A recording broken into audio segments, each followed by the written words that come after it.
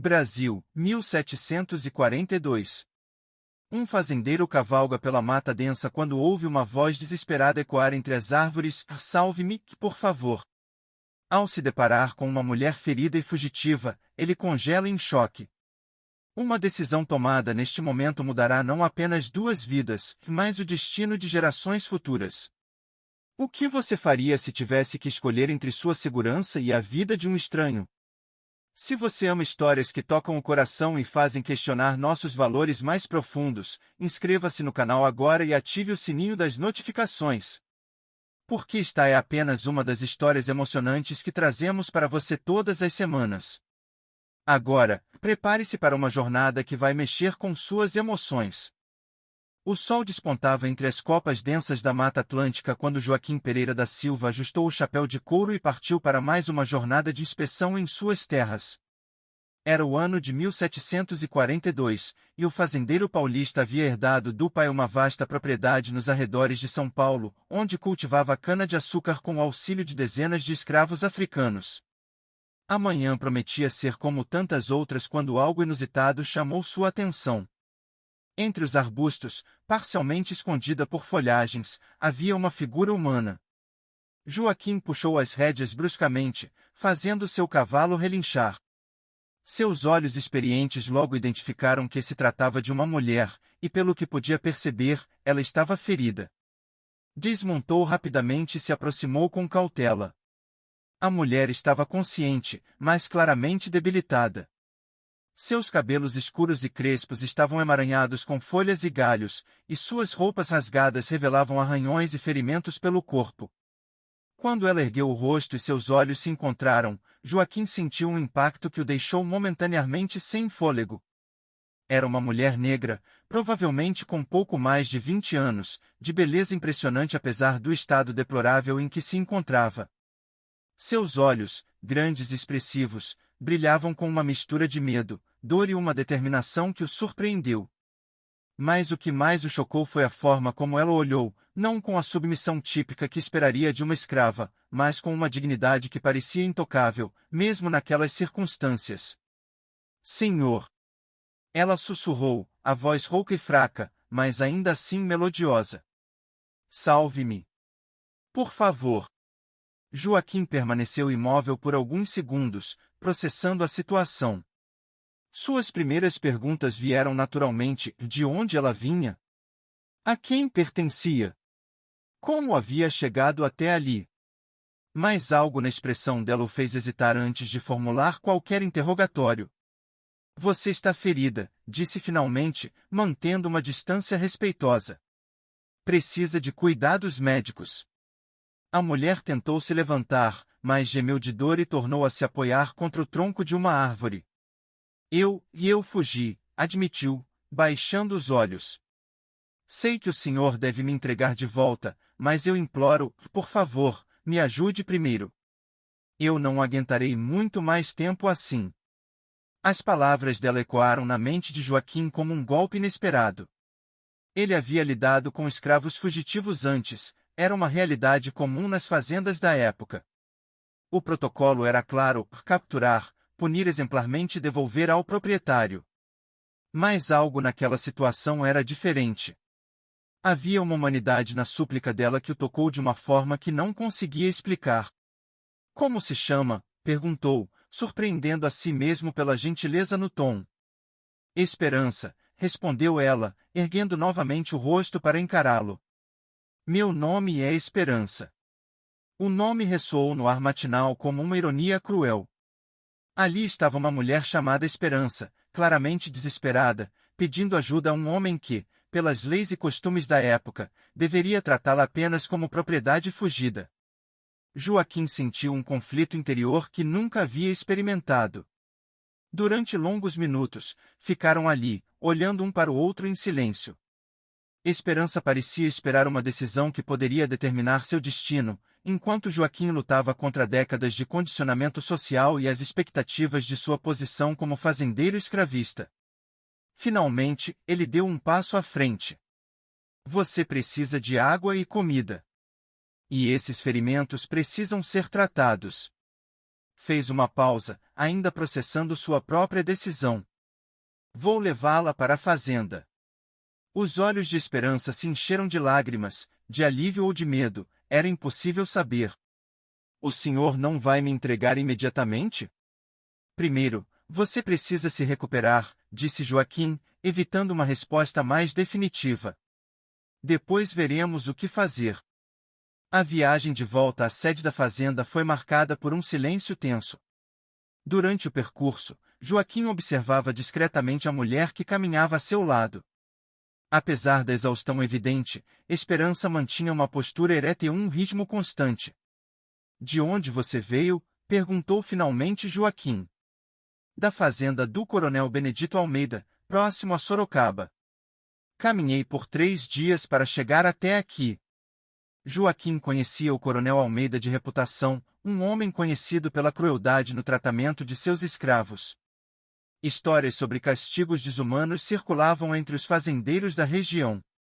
Por que fugiu? Indagou, embora suspeitasse da resposta.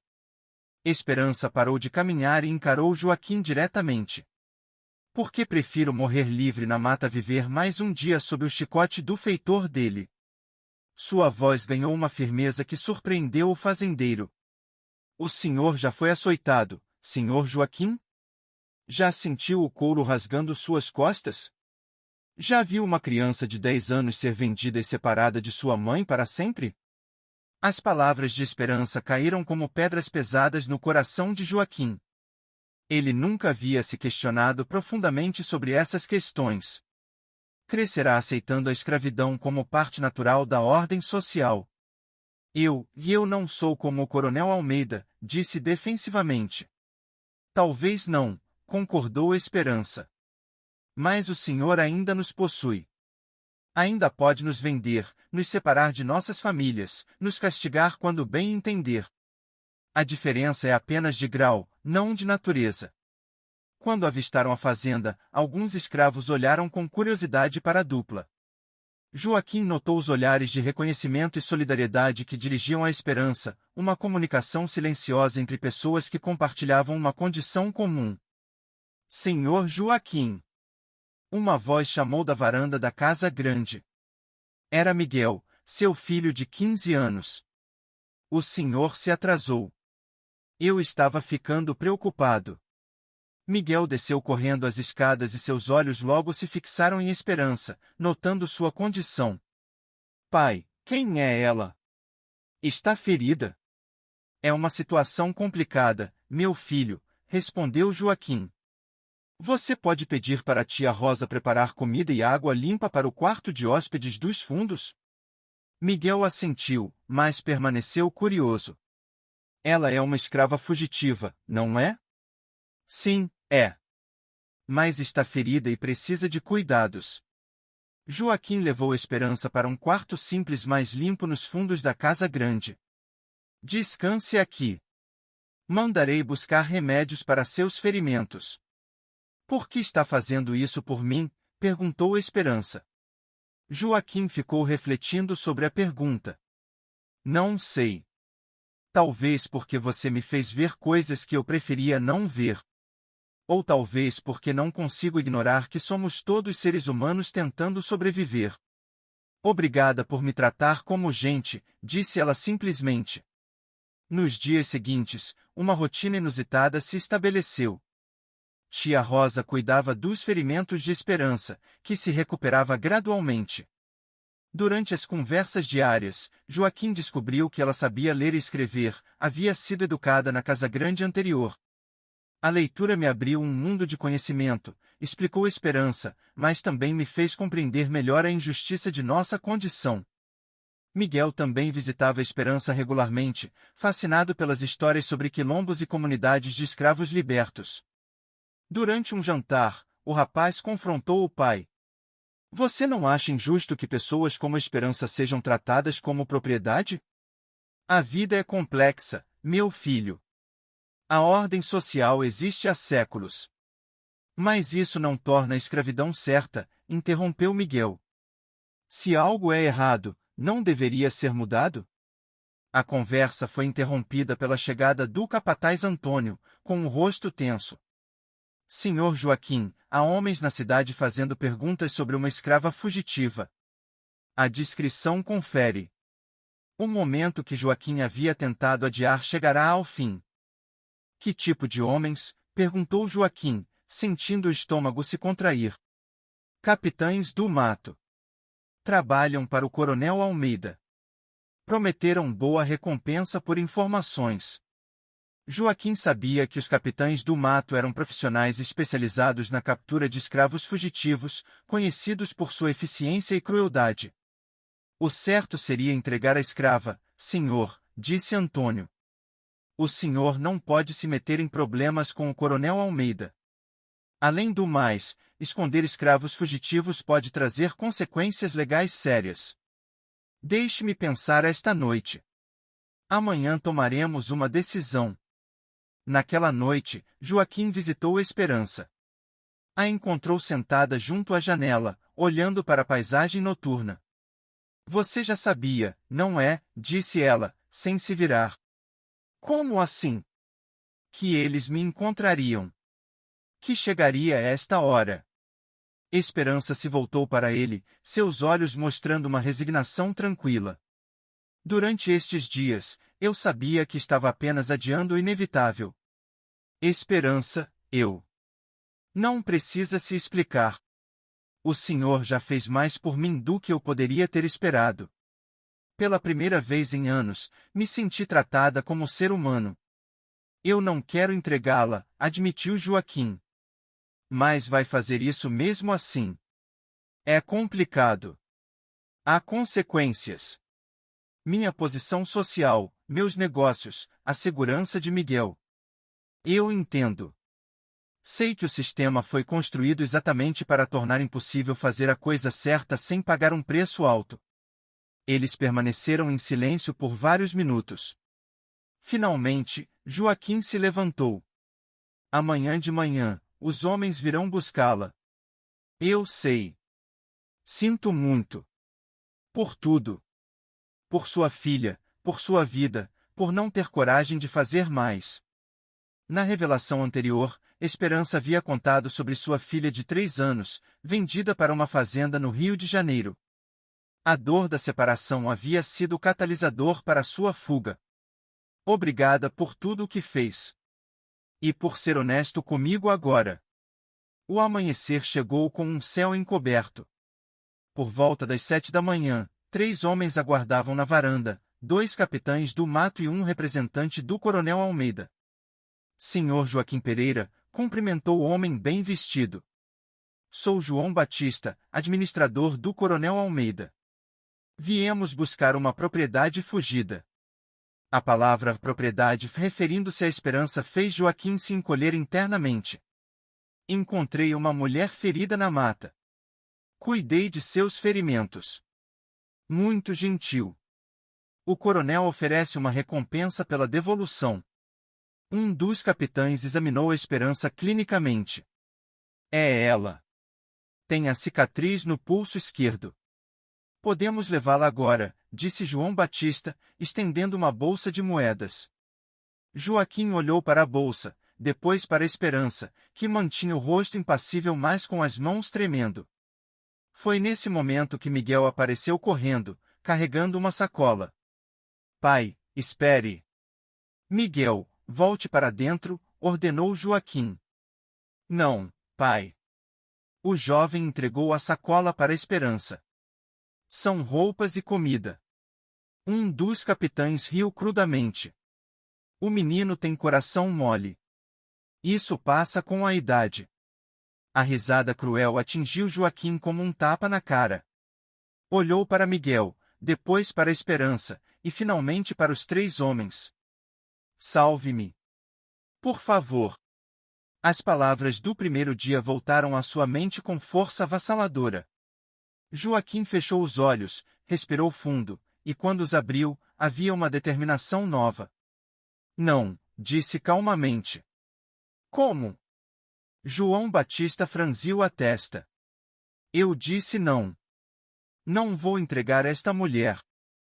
O silêncio que se seguiu foi ensurdecedor.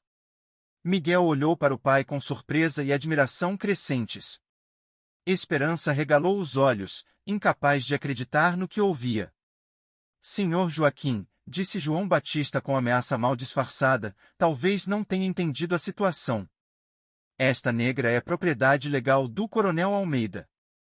Escondê-la constitui crime. Entendo perfeitamente, respondeu Joaquim, surpreendendo a si mesmo com a firmeza. Mas não posso, em sã consciência, entregar esta mulher sabendo que a espera. Um dos capitães deu um passo à frente, a mão se movendo em direção ao chicote.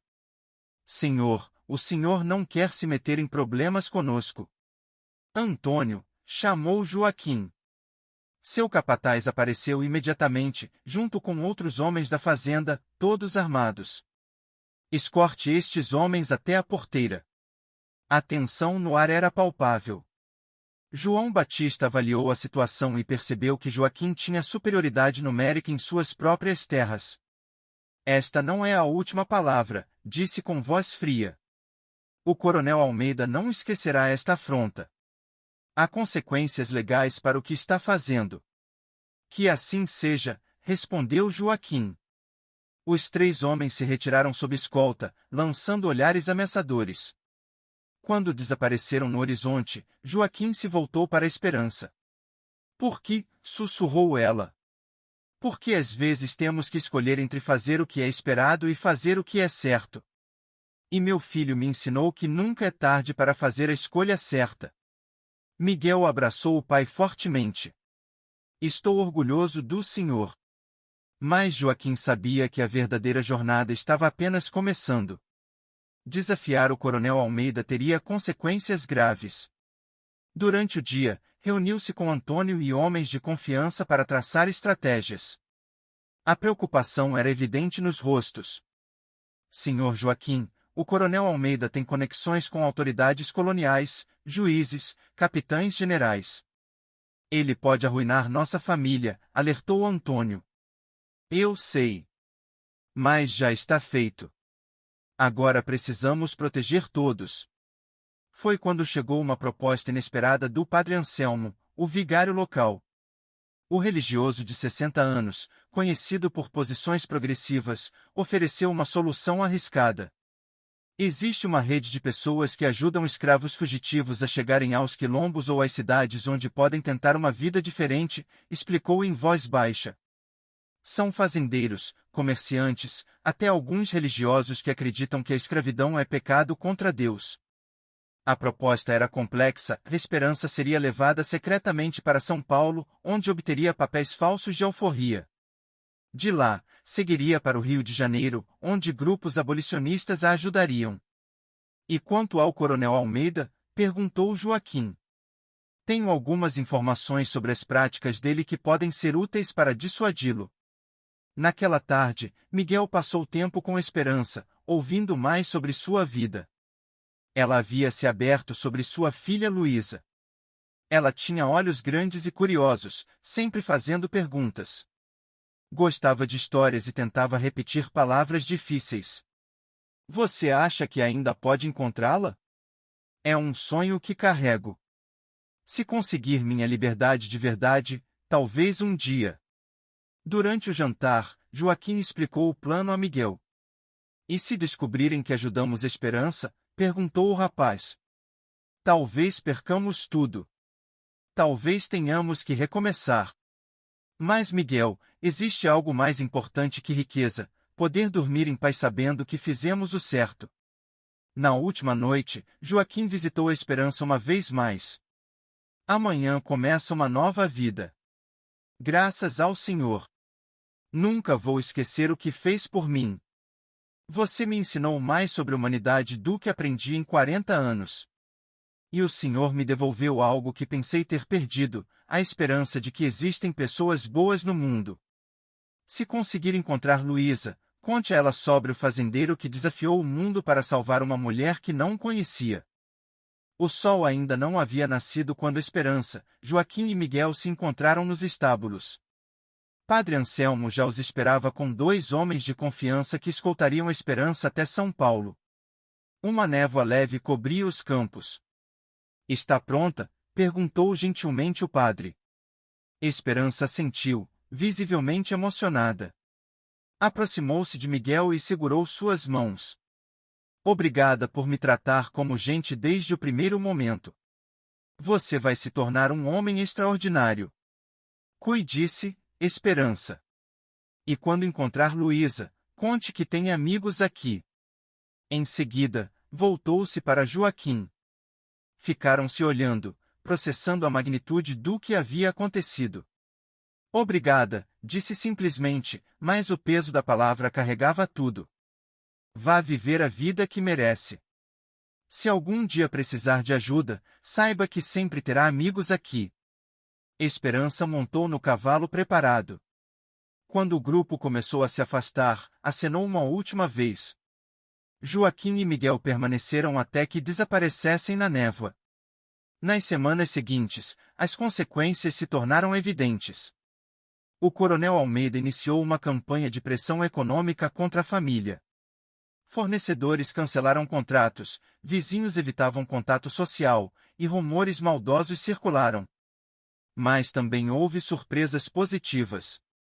Padre Anselmo usou informações sobre práticas ilegais do coronel para dissuadi-lo de ações mais drásticas. Outros fazendeiros, secretamente desconfortáveis com os métodos do coronel, demonstraram apoio discreto a Joaquim. Miguel amadureceu rapidamente, assumindo maiores responsabilidades. Pai, quando eu herdar esta fazenda, quero que seja diferente. Quero produzir sem depender de trabalho escravo. Será um caminho difícil. Mas se alguém pode fazer isso, é você. 3 meses depois, chegou uma carta via Padre Anselmo. Senhor Joaquim e Miguel. Cheguei bem a São Paulo. Consegui trabalho como costureira. Tenho uma notícia, descobri onde Luísa está. Ela está numa fazenda próxima ao Rio de Janeiro. Estou juntando dinheiro para tentar comprá-la. Nunca vou esquecer o que fizeram por mim. Vocês me deram mais que liberdade, me devolveram a esperança. Com gratidão eterna. Esperança. Joaquim e Miguel leram a carta várias vezes, sentindo profunda satisfação. 6 meses depois, chegou outra carta ainda mais emocionante. Meus queridos amigos. Consegui. Luísa está comigo. Foi difícil e custou todas as economias, mas conseguimos nos reencontrar. Ela cresceu tanto, tem 7 anos agora. No início estava desconfiada, mas aos poucos está lembrando de mim. Estamos começando uma vida nova. Consegui trabalho melhor, e Luísa está aprendendo a ler. Todos os dias agradecemos a Deus e a vocês por tornarem isso possível. Esperança e Luísa. Anos se passaram. Miguel assumiu a administração e implementou mudanças revolucionárias. Estabeleceu pagamento para trabalhadores, ofereceu educação para seus filhos, e criou um fundo para ajudar escravos a comprarem liberdade. A fazenda prosperou inesperadamente. Trabalhadores motivados pela perspectiva de liberdade produziram mais e melhor que sistemas baseados em coerção. Joaquim encontrou uma paz interior que não conhecia. A decisão daquela manhã havia definido o legado que deixaria para o filho e para o mundo. 10 anos após o encontro com Esperança, Joaquim caminhava pelos mesmos caminhos da mata onde a havia encontrado. A trilha estava diferente, mais aberta, com sinais de uso frequente por trabalhadores livres. Chegando à clareira onde tudo começara, ouviu vozes conhecidas. Voltando-se, viu Miguel se aproximando com uma mulher e uma jovem adolescente. Joaquim reconheceu imediatamente Esperança, agora vestida como uma senhora respeitável, e ao seu lado, uma linda jovem que só podia ser Luísa. Esperança! Exclamou, correndo para abraçá-la. Como? Quando chegaram? Ontem à noite, explicou Miguel sorrindo. Queria fazer uma surpresa. Esperança veio nos visitar e conhecer as mudanças na fazenda. E esta deve ser Luísa, disse Joaquim, olhando para a jovem que o observava com curiosidade. Sim, disse Esperança com lágrimas nos olhos. Luísa, este é o homem sobre quem sempre contei. O homem que mudou nossas vidas. A jovem fez uma reverência respeitosa. Mamãe me contou tudo. Disse que eu deveria estar aqui para agradecer pessoalmente. Vocês não precisam me agradecer. Vocês é que me ensinaram o que realmente importa na vida. Passaram a tarde conversando, atualizando-se sobre as mudanças. Esperança contou sobre seu sucesso como costureira e a educação de Luísa. Joaquim e Miguel mostraram as transformações na fazenda. Sabe o que mais me emociona? Disse Esperança quando o sol se punha. É ver que a bondade se multiplicou.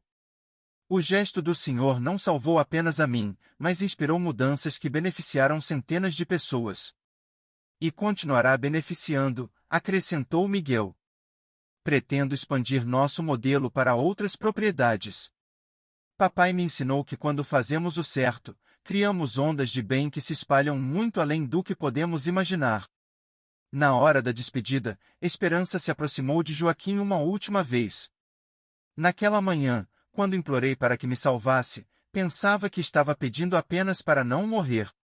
Mas agora entendo que o Senhor me salvou de algo maior, me salvou da desesperança. E você me salvou também.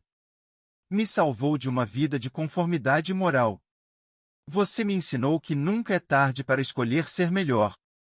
Observando Esperança e Luísa se afastarem, Joaquim refletiu sobre os caminhos da vida. Um encontro casual havia transformado seu entendimento sobre humanidade, justiça e coragem. Miguel colocou a mão no ombro do pai. Papai, tenho orgulho do homem que o senhor se tornou. E eu tenho orgulho do homem que você está se tornando. A verdadeira medida de nossas vidas não está no que acumulamos, mas no bem que fazemos e nas vidas que tocamos. Caminharam juntos de volta à casa grande, sob as estrelas que começavam a aparecer. A fazenda ao redor respirava paz e prosperidade, resultado de anos de trabalho baseado na dignidade humana. Joaquim sabia que ainda havia muito a ser feito, muitas injustiças a combater, muitas vidas a transformar. Mas também sabia que havia encontrado seu propósito verdadeiro naquela manhã quando uma mulher desesperada havia implorado: "Salve-me. Por favor." E ele havia congelado em choque não apenas pela surpresa, mas pela percepção de que salvar os outros era a única forma de salvar a si mesmo. O vento noturno sussurrava entre as árvores, carregando promessas de um futuro melhor, construído sobre a fundação da compaixão humana e da coragem de sempre fazer a coisa certa, independentemente do preço. Fim.